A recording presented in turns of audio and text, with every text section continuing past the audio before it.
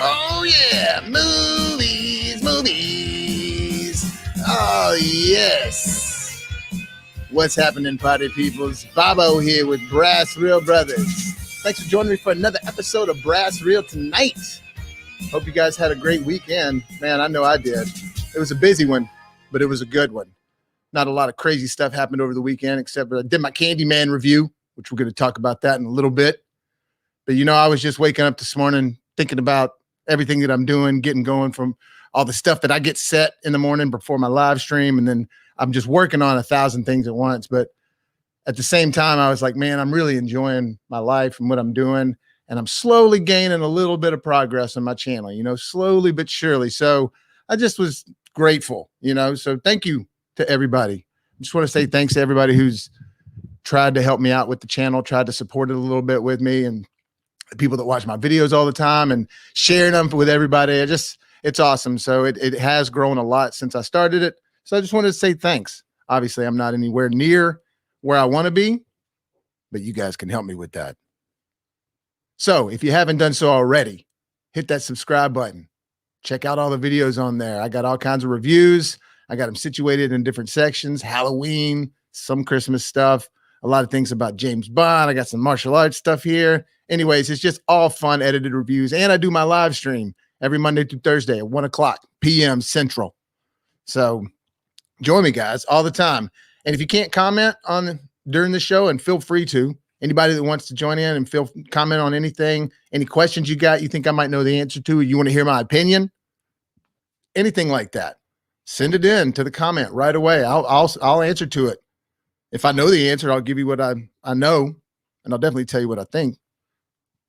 But if you can't join the live show, you can always send it to brassreelbobby@gmail.com. You can always send any comments there that you want me to talk about, and I'll try to address them on the next day or the next couple of days, just whenever I get to them. But I will look at it, and I will cover any questions you guys send me. So please, please, please feel free to send anything in. brassreelbobby@gmail.com or on the comment section of the show live. I definitely want to interact with the community. I want to get everybody involved, and I want to get involved with each other. That's just the part of the fun of it. So with that being said, let's get started on some movie news. Oh, hey, one more thing. At 3 o'clock today, p.m., I wanted to let y'all know too.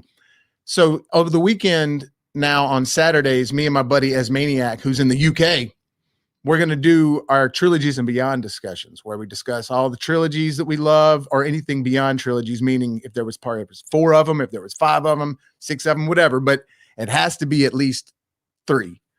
Like if it's just 2, we're not going to discuss it on that show. So anyways, it's called Trilogies and Beyond, but I wasn't able to do it this last weekend, this Saturday, because I was just doing too many other things. And so I had to postpone it, but we are doing it today at 3. So if you want to check that out, it's coming up today, literally an hour after I end this show. I've been getting prepped for that and this show all morning. So just got a little bit more work in between the hour and, you know, going to walk the dog and stuff like that. But check it out. We're going to talk about the entire trilogy, what we think, you know, where we were when we saw them, how it inspired us, all that stuff. So Trilogies and Beyond at 3 o'clock. Well, let's bust into some movie news, guys. I'm sure you've heard the main thing that I think a lot of news channels are covering today, but one of the greats of all time, Ed Asner, passed away at 91. Man, what a loss. Obviously, it's a loss when anybody passes away, but Ed was one of those guys that's just a pioneer in Hollywood. He's kind of up there with Betty White in a sense, you know, and geez, I got to tell you, man, she is outlasting them all, ain't she? I mean, good for you, Betty. I hope she lives to like 120 or something. She takes some sort of serum or anything. But anyways, I'm getting off track. Ed Asner, what a great talent. He was not only a great actor, he was hilarious, but he was sort of humanitarian in a way. He was like an activist. He did all kinds of things. He stood up for people's rights, stood up for what he believed in. And to me, that's always a super bonus on top of the fact you already love him as an actor. But he was a hilarious dude. Like I said, passed away. We found out this morning, at least, at 91. So, man, RIP to you, dude. I know, and you know, I always say this, but condolences to the family and the friends and everybody who knew him. I know you guys are going through a tough time, so I just wanted to bring light to how great he was. because he was awesome and he was hilarious. And a lot of people, you might know him from his start on the Mary Tyler Moore Show. And he was definitely already an accomplished actor at that point, but that's sort of where he got his claim to fame. That's where he really got on the radar. But even if you didn't know him from then, or you already knew him, you may have known him from John Wayne movies. Now, probably if you're watching this show live, you might not know that. But look, that's him on the bottom right of the screen there with old John Wayne. So he had been in acting already, but by the time he got on the Mary Tyler Moore Show, that's where he had people like, all right, this guy's great. But you know him from other stuff. Like he was an elf, Will Ferrell, that's him on the right. And he was in Up. He was the old man in Up. A lot of people know him from that. I mean, come on, geez. Up was one of the, talk about just might be Pixar's best film. Incredibles is still my favorite Pixar film, but I'm partial to the superhero aspect of it.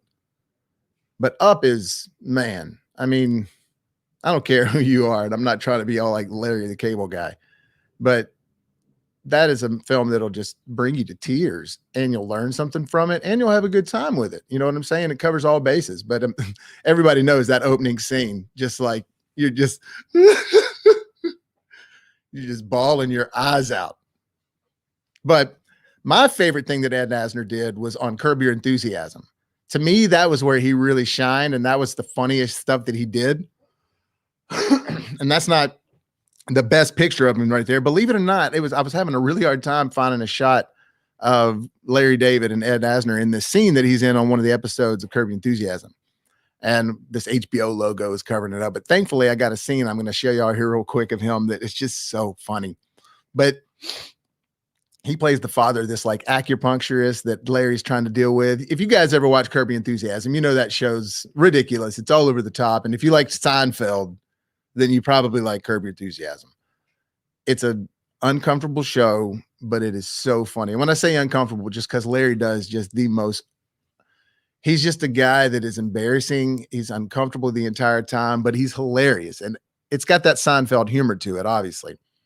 But Ed Asner in this scene, this is just a testament to how funny Ed Asner really was. And just watch this scene real quick. Just, you know, here's a tribute to Ed. Rest in peace, buddy. Listen, put a sock in it. I gotta move fast. You know of an estate lawyer? My lawyer's in Acapulco. I need an estate lawyer right away. Yeah, I know a great estate lawyer, Joel Reynolds. I just ran into him the other day. Reynolds? Where is he? He's in Santa Monica. He's Reynolds good. and McKay. He's great. He's good with estates? He's terrific. Yeah. Probate and that kind of stuff. Yeah. I gotta make a change right away. And I can't wait for my lawyer. Thank you. Okay. You're a lawyer, and I love your wife. What? All right. So that just goes to show you Ed Asner was a genius. His timing was impeccable. He was hilarious. So RIP, buddy, you will be missed. So yeah, there you are. 91. Well, moving on to some optimistic news and a little more positive news. And I say this is optimistic, but this is just kind of cool. And it's keeping this memory around. But, you know, speaking of deaths in Hollywood, can you believe it's already been a year since Chadwick Boseman passed away? Man, I cannot, it doesn't feel like that. I honestly can't have to say it feels like yesterday. It really feels like I just heard that news. And I think a lot of that is because there's been so much talk of the recasting of it, the whole Black Panther movie. What are they going to do? So that's kind of keeping it in the news. And some of the stuff that he was still working on was still being put out after he died, you know, and they were still celebrating that in award fashion and all that stuff. So, I mean, that does still keep his spirit around a lot more. And then you got the What If, the Black Panther Star-Lord episode that came out. But what's really great, I think, and just a testament to how influential the guy was. And remember, he worked for like 4 years with cancer, and nobody, I mean, of course, his closest relatives, I'm sure, knew, his wife and stuff like that. But as far as the people he worked with and everything, all the actors, Kevin Feige, all that stuff, none of those guys knew because he wasn't portraying it at all. And not saying that was necessarily, you know, if I would have been his, you know, brother or anything like that, I would be like, dude, you need to rest. but that was the way he wanted to end his days out. And at that point, I'm sure he wasn't thinking he was going to end it out, but I'm sure that he was very confident he was going to keep going.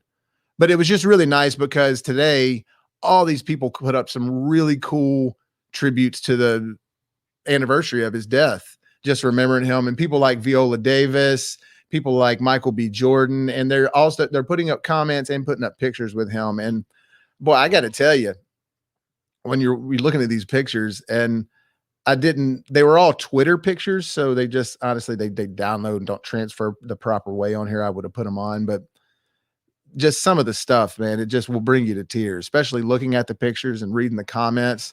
And it was just a nice thing to think about how his legacy and spirit, it's still around.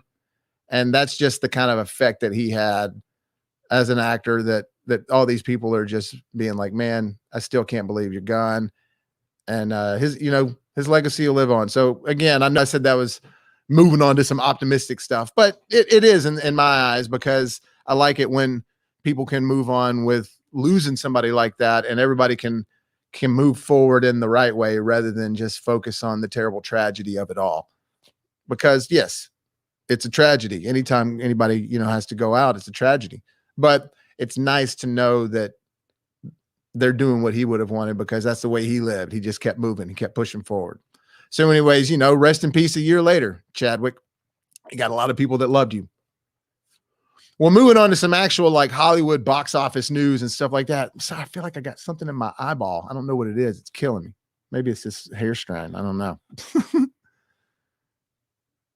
Free Guy is dominating at the box office. Like, it is doing great. It is literally almost at 200 million now. Now, I know that doesn't sound like a whole lot considering how long it's been out. In regular time, it would have been way more than that, though. In pandemic, though, this is great. And it just goes to show you that keeping it in theaters, and CANDYMAN, talk about that in a second, just goes to show you keeping it in theaters makes a difference. Not releasing it on some other platform is going to massively help the studios. And so if they haven't realized that yet, and I think they have, outside of this HBO Max thing, I think after HBO Max this year, I think they realized that, yes, a lot of people want to go see movies in their homes and they don't want to get out because of the pandemic. And yes, the variant is keeping up and it keeps going and all that stuff. But it's proof that people are still at least willing to go see the movie. And the way they're doing the theaters these days, you're not cram packed. You're just not. They don't allow it to be that way. They cancel the seats right next to you when you buy one, unless you're with someone that you went in. Like if it's me, my stepdad went and saw CANDYMAN the other night. We sat together, but the two seats next to us were canceled out. So, I mean, if someone sits right next to you, and most of the time they don't, sits right next to you of the other seat that's empty, and most of the time they don't. Most of the time they're at least sitting 2 seats away. I mean, that's like 6-7 feet away already, especially in the theater we were in. We were in this XD theater where I think I've talked about this before, but man, this theater goes all the way from the ceiling to the ground, and it's a big one, and it's super wide screen. Seats are really nice, and they recline awesome, but they're wide. It's just a great theater. And it's like this little hidden gem in a mall that's not really operating well anymore, but the theater's still rolling. But it's just going to show you that, man, look, Free Guy, you're up this high already. And I say already, it's like 3 weeks. I think it's been out. I think that's right. 3 weeks. I mean, 200 million during the pandemic. That's amazing. And the movie was good. It didn't blow me away. It was funny. It was a Ryan Reynolds movie for sure. But I wasn't like, oh man. But it definitely is good for the family. The parents and the kids can enjoy it at the same time.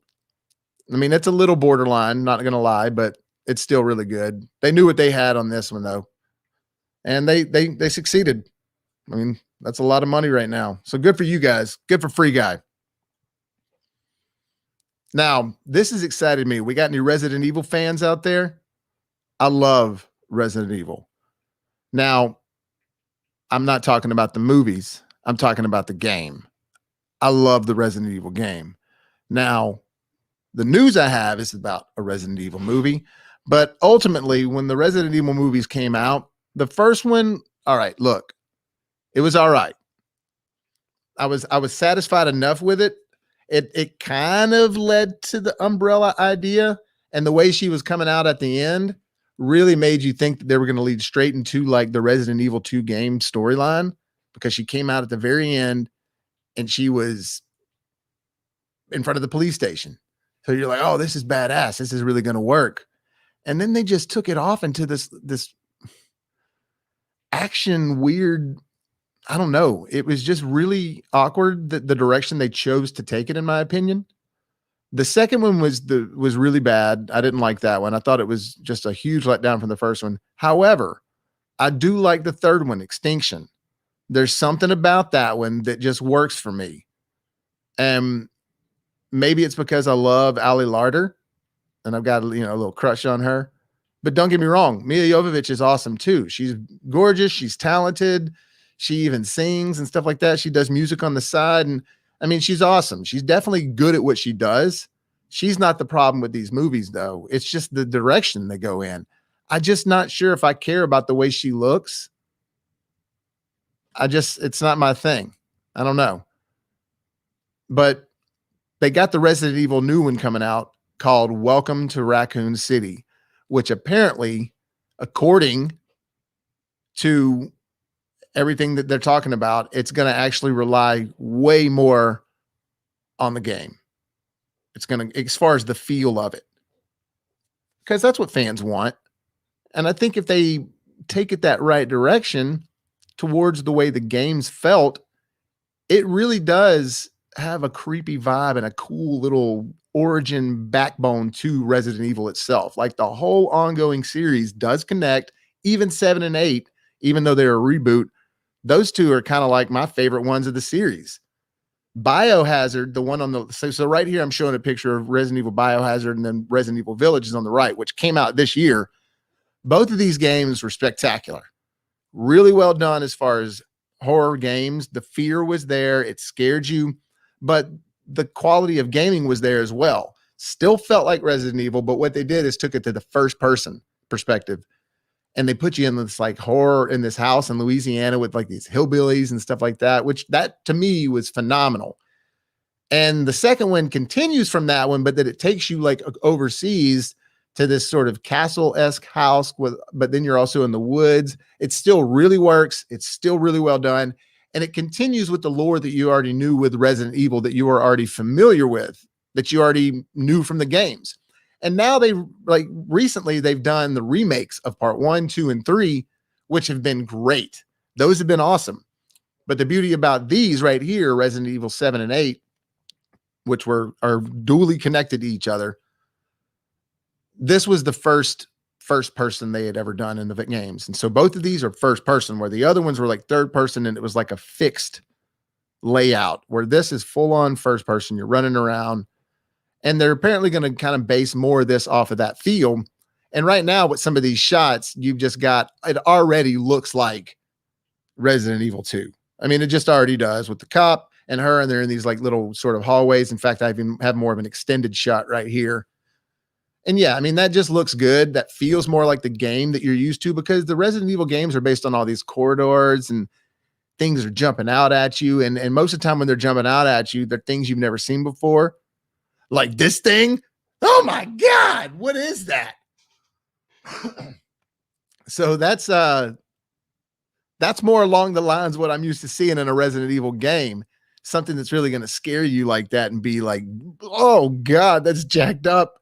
Like almost makes you want to just get into the corner and back up and start crying because of this. It looks just so whack. That's what I want. I don't need like all the crazy stuff like they did in these guys, where she's running around and she's kicking ass like it's an action movie. And there's all these just, I don't know, they just got too over the top with it.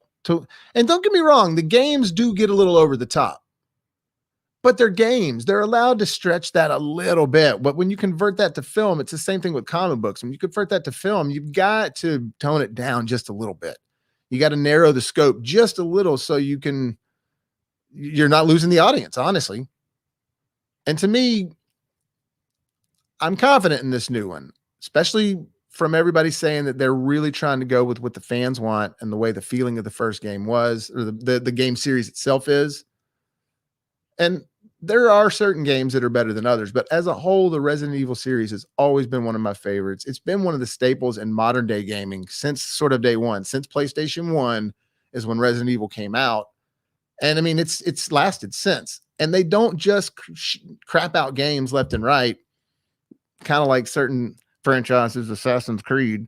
Some Assassin's Creed games are great. Some of them are just, you've done this before. What is this? It's just a rehash. Some of them aren't that good. Some of the side ones really aren't, but anyways, the Resident Evil ones, they only did one little spinoff from as far as the main games, which was the Revelations games, which those were good. And that ties in to even part 7 of the game, but they kept the thread throughout, and they've just always tried to do something really memorable in their games. And I hope they do that with this movie, and they don't overcomplicate it. They just need to take it away from that action movie thing. It's a horror series. Make it a horror movie. Like who decided it needed to become this? Look at that. Every shot of that is her, like she's like, I'm about to do karate on your ass. Every one of those film covers. This is what Resident Evil should be. She's got a few bullets in a gun, and look at all these zombies about to come up. She looks like more of a cop right there. She doesn't look like a cop in any of these. The route that they took those movies, I didn't like it. So anyways, Resident Evil. Let's hope it turns out, guys. What do you think? You think it's going to be good? Are you excited about it? Do you care at all?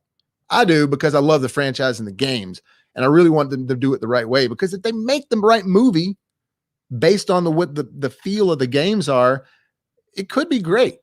It could be messed up and scary and all that stuff. It could like haunt you a little bit, like that baby in Resident Evil Village, that big baby monster. If there's anybody who's played that game, you know what I'm talking about. God, that thing stuck with me immediately. As soon as I saw that thing, I was like, nope. And I just ran backwards.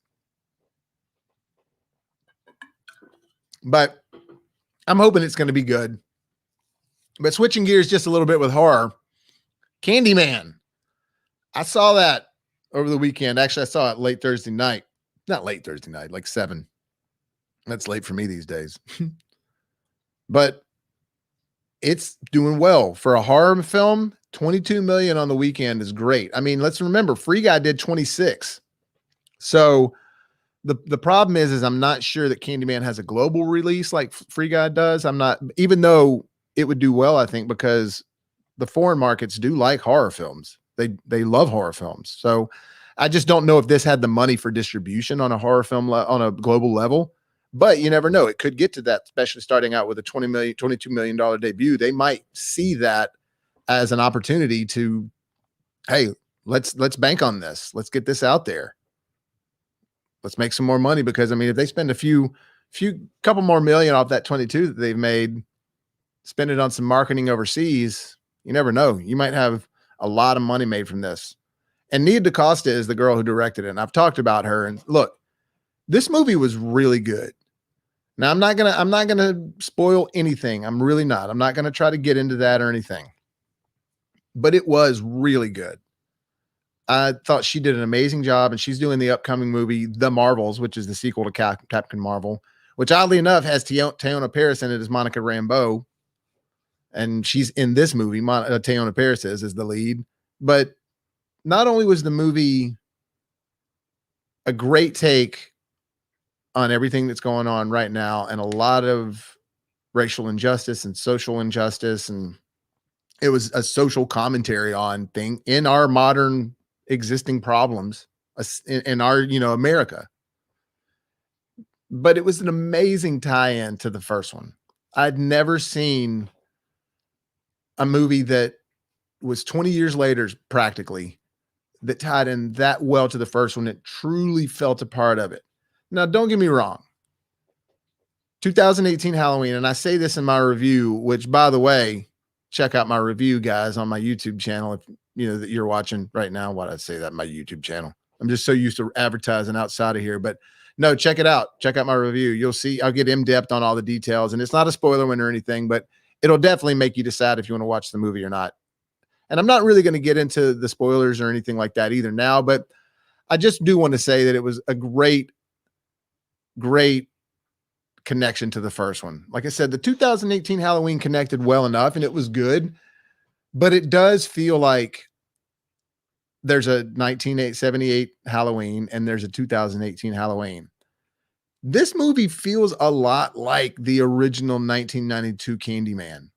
I mean, it just has this weird tone and vibe that Nia DaCosta nailed, that it truly feels like, I don't know, it's just hard to explain. It's almost like Bernard Rose directed it, except she's a little bit more of a polished, like, visual director for sure. When you see that, when you see this movie, you'll see that she's just doing really well in this. And I was very happy to hear that she's doing the Marvels.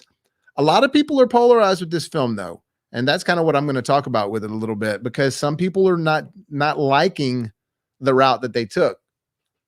Some people are saying it wasn't scary enough.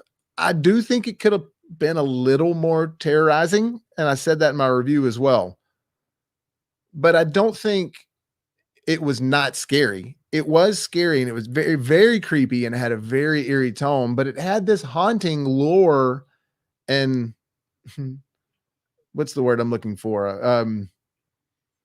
Just this overtone throughout the film that was haunting, that really, really worked in my opinion. And I just felt it. I felt the movie. It was sophisticated, just like the first one, if not a little more. There was a lot of layers to it that you could really break open, and on face value, you might not get it if you're just kind of being like, I just wanted to see a Candyman movie slashing people, because while it's technically a slasher and a lot of people get killed, it's not focused on that as much. And it is, and the kills are great, but it's just more focused on the meaning behind the lore of Candyman and the origin of it and what it really stands for, what it means. I just thought it was well done. It was tasteful. And look, I definitely want to say this, and I said it in my review. It's not woke. It's not overdone or anything like that. It's very truthful and it's very real. And I just think it's cool, man, the way they connected it. And just because the first movie was like that. The first movie was very much a play on the racial injustice at that time and everything that kind of had led up to it. And this is just more of a depiction of it in modern times. But it connects so well to the first one. I can't say that enough, and I'm not going to say any more about it. But Yahoo Abdul Mateen II or Junior, whatever Yaha Abdul Mateen II or Junior. I'm not sure what it is, but it's two. He was great in it, and you might know him from Watchmen, or you might know him from Aquaman 2, and he is going to be in the Aquaman 2 one, and he's been talking about that recently, but he's also going to be in the new Matrix, which that's crazy. So he's actually been talking about that recently, how he's, obviously excited, and he's saying they put a lot of energy into Black Manta, and there's a lot of people into the DC world right now that it's like moving in a nice new way, and he's hoping it'll, continue in that trend just like everybody, but they have gotten some new people in control as far as like the decision making. But what I didn't realize is that he is in the Matrix 4. And I literally just found out about that as I was reading this article today. And he's basically saying he can't talk about anything. He's saying he's excited about the Matrix, but he can't say anything. And when they ask him about DC, he's saying that it's basically a more mature version that he's going to be playing of Black Manta. That was my one complaint about Aquaman, is I didn't care for the Black Manta depiction they did.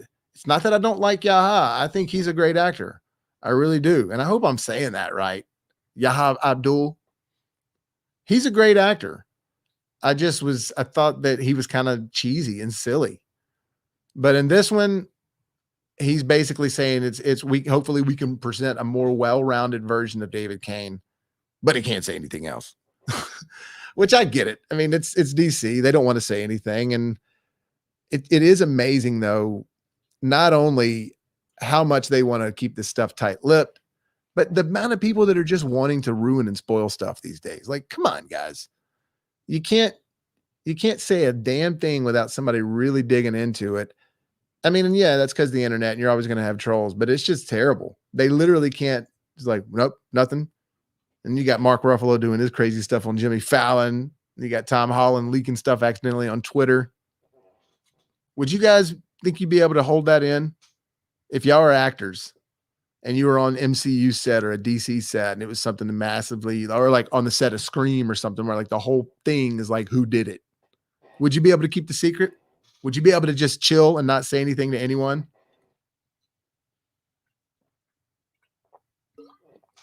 I don't know if I could. I mean, I think I could, but man, if I had like one person that I could just, that one person be the conduit, but then that person would have to keep it. And then, they'd tell somebody. So yeah, I guess I could keep it tight-lipped. Do you think these guys tell their wives or the girls tell their husbands?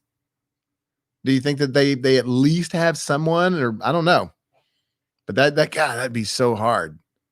Like imagine if, I got to say, I'm proud of Tom Holland. He hadn't done anything on No Way Home. He hadn't spoiled anything. He literally has been social media absent from all that. He's just been posting stuff with him and Zendaya. I guess they're a thing. Which isn't that kind of a curse if you're Mary Jane and you're Peter Parker and you date, then you're going to break up. Remember Andrew Garfield and Emma Stone? They broke up. These two fall in the same direction. I don't know. Anyways, I'm getting off track. That's stupid. So the main thing I want to talk about today, though, is Doctor Strange 2. So apparently today we got some leaks about the old Doc and a possibility of some X-Men showing up in Doctor Strange 2. What do you guys think? The multiverse could pull it in. Now, that's another thing, too. Is it going to be something that the multiverse is going to pull in? Or is it going to be something that's always been there? Is it going to be something that mutants have always existed? Because this is going to be a tricky thing they're going to do in the the MCU. How are they going to actually bring in the mutants without it just kind of being like, where you guys been? Unless they use the multiverse. But the new rumor going around with Doctor Strange 2 is that he's going to bring in the Illuminati. Now, I don't know if you guys know what the Illuminati is, but it's basically a special group that's put together by Doctor Strange. And in the comics, it's got a few different people in there. But in this one, I've got it pulled up right here. Let me see. And this one, they're saying it's going to be compiled of, oh, maybe I went too far. Professor X, Captain Carter, Monica Rambeau, which you guys saw her in WandaVision, I'm sure. And she's also in this CANDYMAN movie. But then Mordo and Balder the Brave are the next ones. And you guys are probably asking, who are those guys? Well, Balder the Brave is this guy, and he's a Thor character. I don't have a live image of him because he ain't in a movie yet. However, with Marvel, they tend to try to, butter things up here and there and start them a little early or later and connect it that way.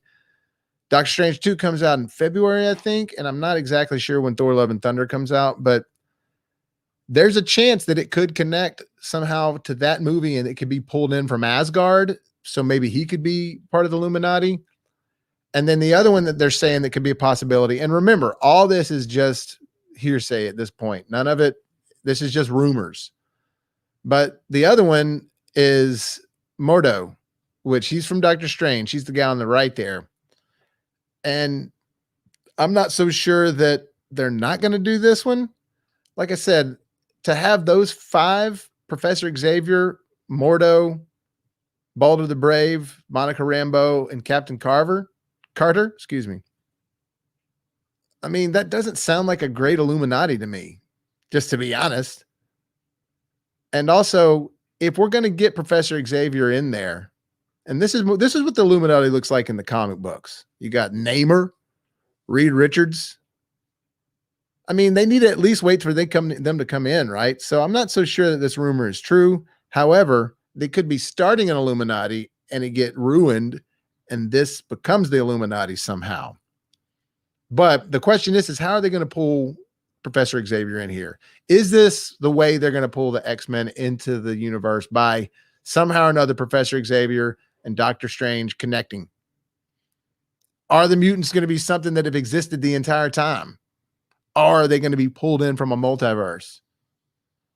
What would you like? What do you think would work better? Would it work better that they've been here the whole time? I mean, Quicksilver, was he a mutant? I mean, kind of, right? I think. But you got Wolverine's obviously going to show up at some point because it's Wolverine. But it would make sense that Professor Xavier shows up. If he shows up, it would kind of make sense that he would be talking to Doctor Strange somehow and that he'd be introduced before any of the other X-Men. Question is when do we see Magneto? Man, how crazy would that be if Magneto showed up in Multiverse of Madness or in Spider-Man? Who knows what's going to happen in that movie, though. I'm not sure if the Illuminati's happening quite yet. I want it to happen because that just lends to other stuff, but I want it to be more this Illuminati. Now, obviously, we can't have Iron Man unless he comes back somehow in the multiverse, but we could have War Machine because War Machine's pretty, the way they treat him in the comics, or excuse me, in the movies is a little better than they treat him in the comics as far as they give him a little more leeway, and he has, at least the way I see it, he sort of is in Tony Stark's place now. And we got the Armor Wars show coming out on Disney Plus, which I'm curious to see what that's going to be like. I really have no clue outside of them saying what would happen. It's a story based on what would happen if the tech got into the wrong hands. But I mean, we've already talked about Ironheart being introduced into Black Panther 2. And so, I mean, all of it could be leading up. Give me all you got. That's a line from Heat, Al Pacino. So do you guys care about the Illuminati? I think it'd be cool to have, but only really if you could have the main one that's in the comics. And it is called the Illuminati in the comics, and it's something that Doctor Strange puts together, but it's Reed Richards, Namor, Submariner, Tony Stark, Xavier. So I'm not sure what they're going to do with this. I mean, I just want them to keep going. And like I said, some of you guys, some of the casuals out there that don't really love the comics and everything like I do and play every comic book video game and watch all the stuff that's on Disney Plus and HBO Max, even, sad to say, Titans is no good. But why am I drawing a blank on the show? Doom Patrol, man, God, I was drawing a huge blank. Doom Patrol is actually pretty good. It's got some element. It's got a funny vibe and a cool element to it that works. It's not like your typical DC show. It's definitely different. And believe it or not, the Harley Quinn animated show is pretty good too. Anyways, I'm getting off track. Most of the casuals out there that don't watch all that stuff like I do probably don't care about the Illuminati. But if it's the way that they're bringing the X-Men in, you might. If it's the way they're bringing Wolverine up into the house, you might. So I'm excited about all that. We'll see, though. I'm not sure that they're going to be able to keep everybody's attention after Endgame. And now that they're just getting the Disney Plus going on, the multiverse was slightly introduced in the Loki series, but I'm really curious to see how that ties in, because apparently Loki is in Doctor Strange 2 in the Multiverse of Madness, along with Wanda. And Wanda is in it. And I'm pretty sure that Loki's been confirmed as well. I just want to know if Peter Parker's going to be in there. Is Spider-Man going to be in there? Oh, man. Is this going to be like, is No Way Home going to be like the precursor to like the next Civil War movie, which will be the Multiverse of Madness? I mean, if you think about those titles, No Way Home sounds more like we're in an epidemic now, like, something's just happening. And excuse me, not epidemic, a predicament. There we go. That's the word I was looking for. Something's going on, and by the end of the movie, it's like, No Way Home or whatever. That's another thing. Is No Way Home going to be a cliffhanger? Is that part 3 going to be a cliffhanger, or is it going to actually have an ending to it? Because Thor Ragnarok was an ending / cliffhanger. Like there was an ending, and then all of a sudden it's like, oh, snap. And that leads right into Infinity War, which was amazing. I love that. So is Spider-Man No Way Home going to do something like that and lead into Doctor Strange Multiverse of Madness? I mean, like No Way Home seems like a lesser of a title compared to Multiverse of Madness. I mean, that just seems like shit's hitting the fan at that point. I hope so. God, I really want him to get crazy. I mean, the fact that I just never thought I was going to see these two guys on screen ever. Never thought that I would see the Doctor Strange outfit. I never thought people would accept it. I truly didn't. I never thought that people would like this guy because I don't know if a lot of people enjoyed the first movie as much as I did. I think that one was more for the nerds and all, but also at the same time, it introduced the character and they had to have it there. But for some reason, man, and my buddy Asmaniac and I talked about this, but for some reason, when he shows up in Infinity War and Endgame, you're just all over him. You love him. You're all about him. You're like, what's up, dude? So, yeah, who knows? I mean, he's become this weird fan favorite. And also his movie is the longest between films as far as they've made sequels to other films. It's usually been relatively quick, relatively in some sort of motion, whereas maybe Quantumania, I don't know, because I think the time between Ant-Man and the Wasp and Quantumania are going to be shorter than the time between Doctor Strange and then Doctor Strange 2. I'm just saying Doctor Strange 2 for short. So I mean that's the longer time, I think, you know, between sequels. A lot of people say they should have made a sequel before now at this point, but I don't care if it fits in with the narrative that they're going for in the overarching story. I say do it how you got to do it. But the question is, guys, are you excited about that? Are you pumped up about the Illuminati? Do you care? Do you want to see Doctor Strange put this hardcore secret group together to sort of be the watchers of the Avengers and everything else? And because these guys are above S.H.I.E.L.D. Like S.H.I.E.L.D. doesn't even know they operate, or S.W.O.R.D. I mean, they might be hadn't to hide from them completely, but this is super, super secretive stuff. Do you want Balder the Brave to be in there? Do you want Mordo to be in there?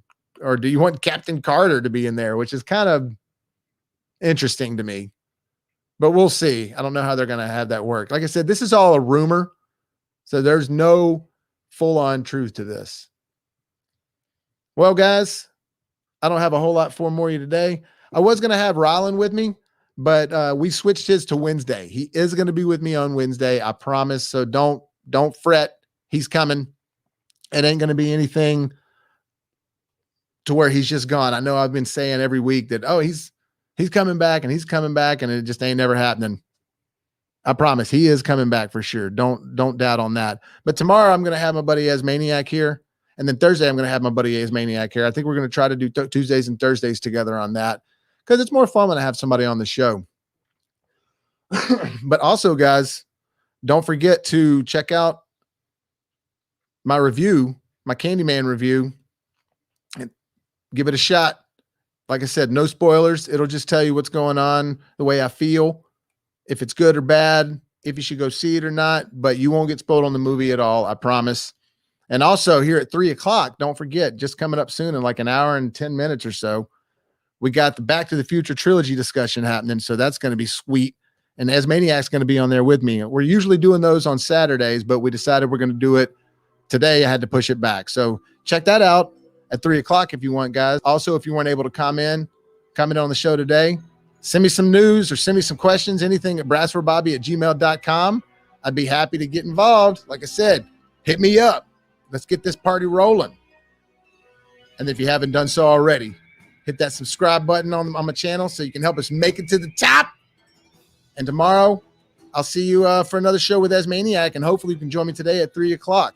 And if life gives you lemons, make some hot, fresh popcorns. Peace.